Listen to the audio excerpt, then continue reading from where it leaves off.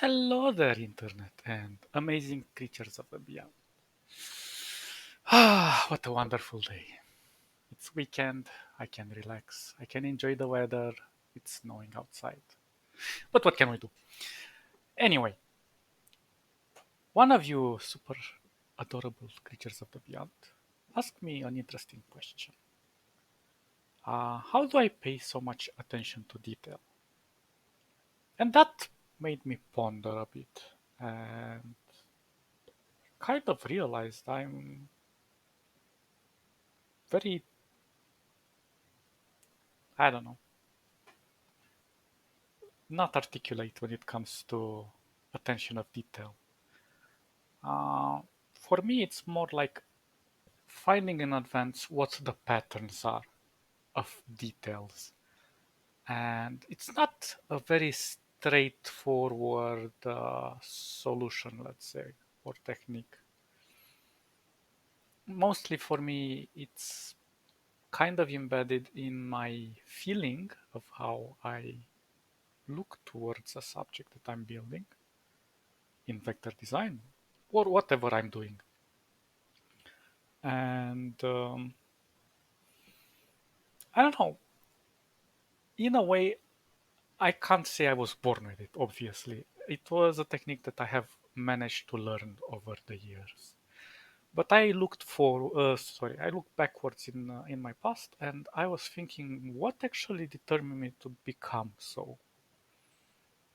And the answer is that I was born in a place where I got pickpocketed and mugged. So that taught me a lot.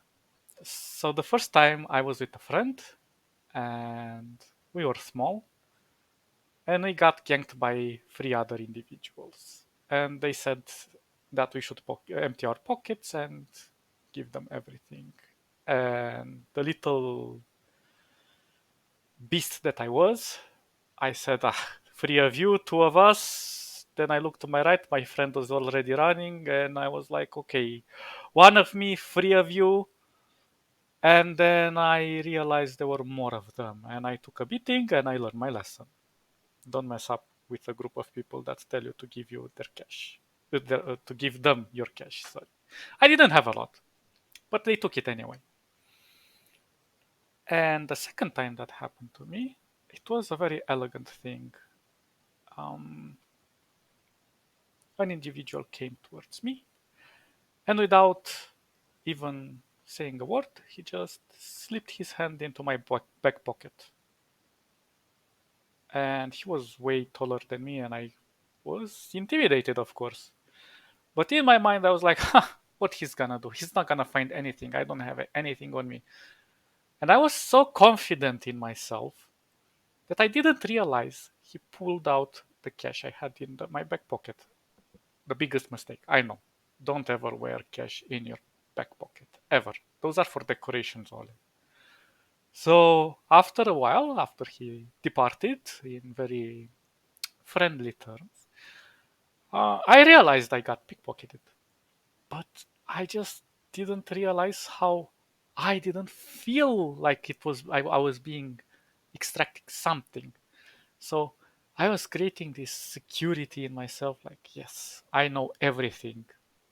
So confidence is a key aspect. Confidence and knowledge that led to me being pickpocketed. That's an amazing little term there. Um, so you are an individual who also has a lot of confidence, and you're basing this confidence on your knowledge that you have accumulated. But let's make a little experiment. Without looking at your phone right now, can you anticipate what the last icon on your phone, on your screen, when you light it up, is?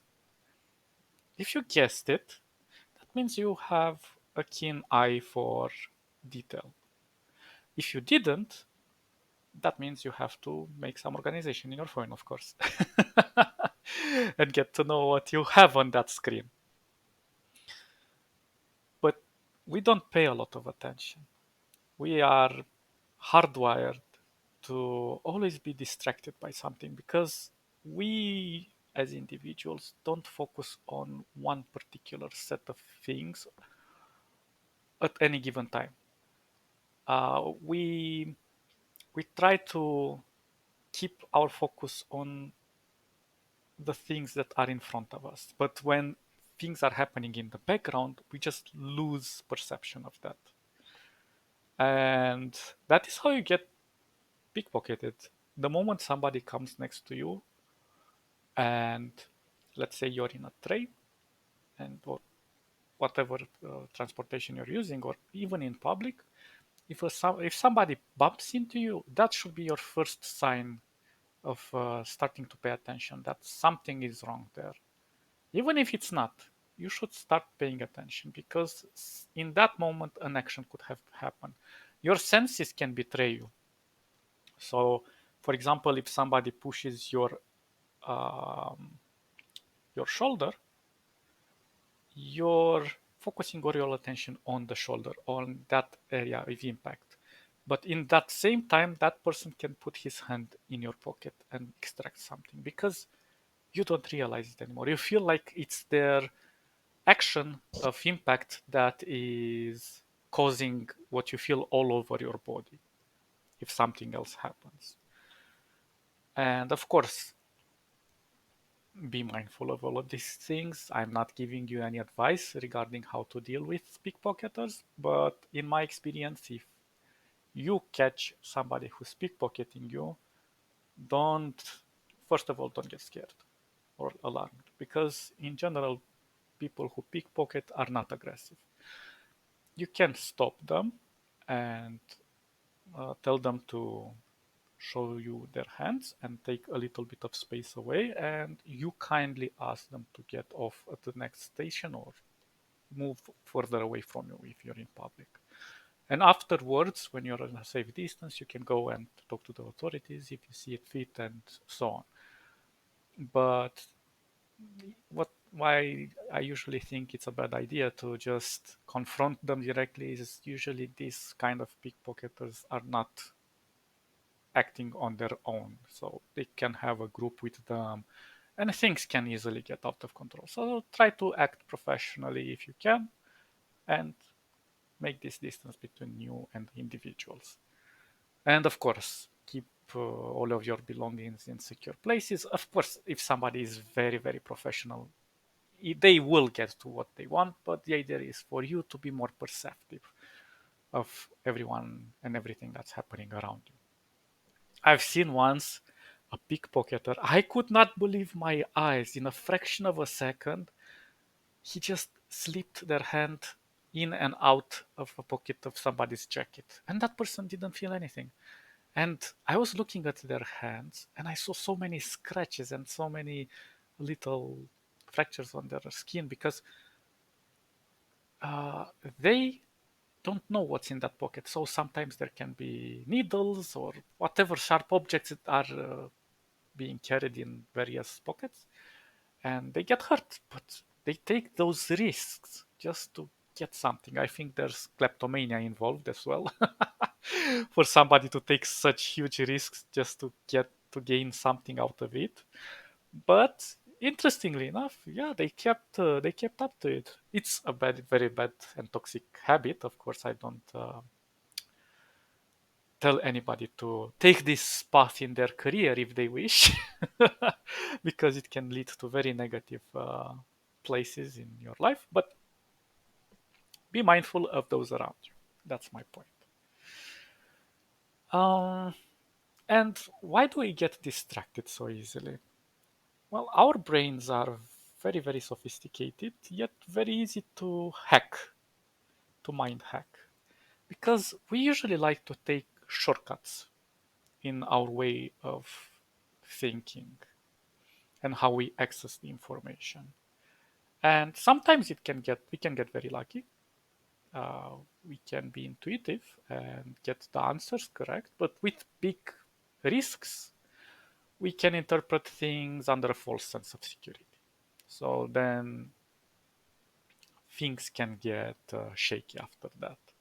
And we can make mistakes and so on. So if I would give you a hypothetical idea, let's say there is, a scenario. Let's say there is this criminal, this murderer, and he takes a body and he buries it. But he buries it very deep, at 10 meters in the ground. And he knows that somebody will investigate this crime. So he thinks to himself, what if I bury 3 meters on top of this grave in the ground a dead animal? And then he covers the hole. Then, let's say you, the investigator, come with a dog that smells for the clues and gets to the area where the body is covered. And you dig and you find the dead animal first.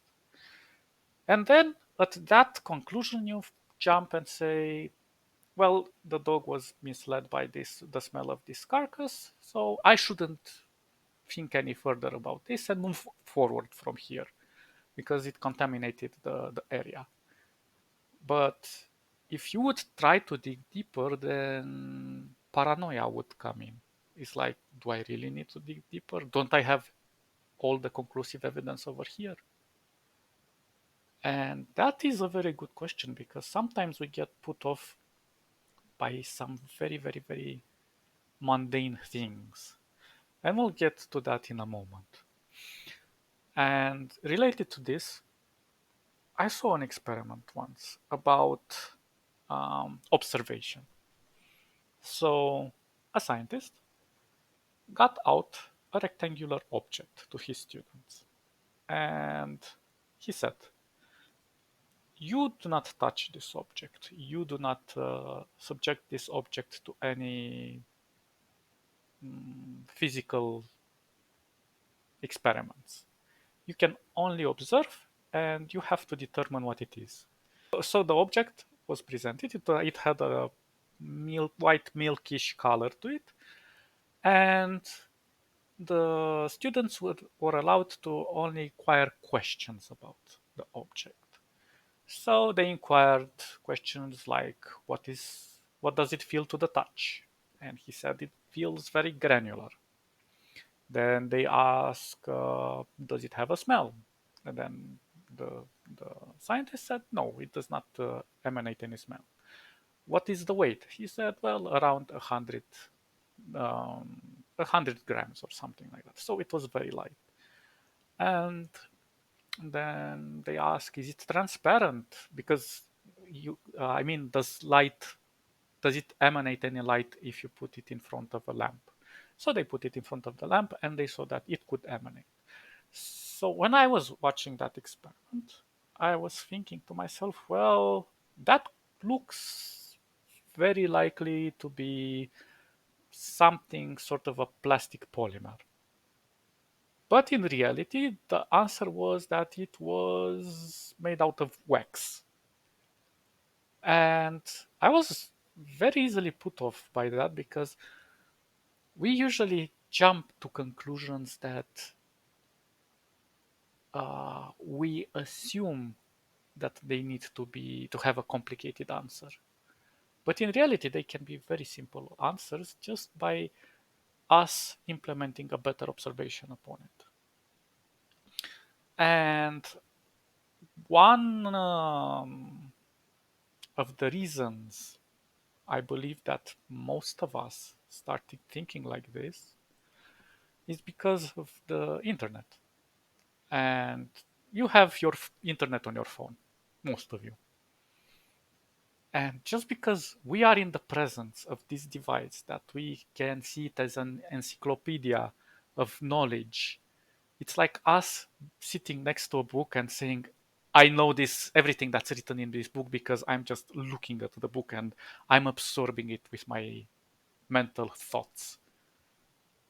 And that's a really silly idea because all we had to do is just open the book and start learning from it instead of just presuming that we can always access the information and it will be told to us by Wikipedia or whatever. But this is the problem. We don't investigate further. We just stop at that very first dog that we found in the ground. And we say, that's enough for us. That's the information that I see on TV, on internet, or wherever, and that is going to satisfy any questions that I have further. Without us taking the effort to go those extra steps, and there is a reason I said 10 meters and 3 meters, because that's 1/3 of the way when you go and find the first clue, which puts you off the real answer. But if you would go 3 times the effort of just investigating further, the clue becomes much more. Sorry, the solution becomes much more conclusive, and that is because when we ask more questions and we put more effort, all of our answers become more refined to the point where we see it very clearly and we understand it through experience. And this is also an interesting thing. Perseveration, if we persevere in our quest to find these answers and to flesh them out as clear as possible and as pure in their pure form, then we become masters of it. And I saw this ideology in Japanese culture, where some of the wealthiest people there, the ones that have huge companies like Honda and whatever other big Japanese companies are in the country, those CEOs or founders do a very interesting thing in their daily lives, an interesting routine. They're cleaning their toilet, and at first I was like, what the hell? How does that even make sense? But there is a logic behind it. And obviously, cleaning the toilet every day can become a little bit obsessive. And I'm not a germophile or anything like that. And I do clean the toilet once a week or something around that time span. And the reason that the Japanese see it as sacred to them to clean the toilet is because once you do the things that nobody else wants to, then you are much more confident in doing other things in your life that you're not used to. And something that Bruce Lee once said is that he was not afraid of somebody who knows 10,000 martial arts techniques versus somebody who has trained 10,000 times one single technique. And in other words, that means that when you become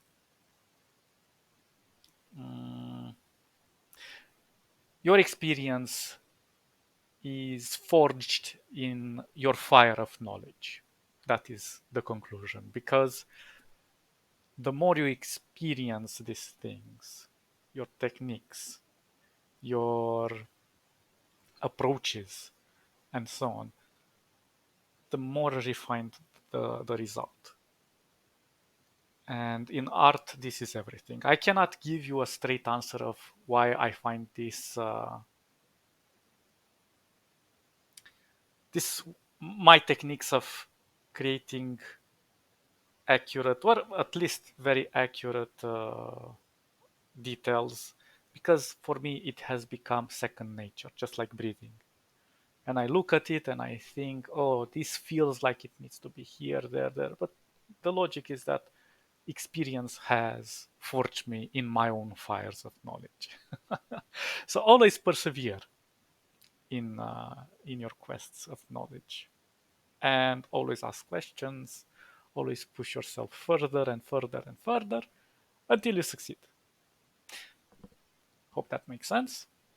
Stay awesome. Catch you guys next time. See ya. Bye bye bye bye bye.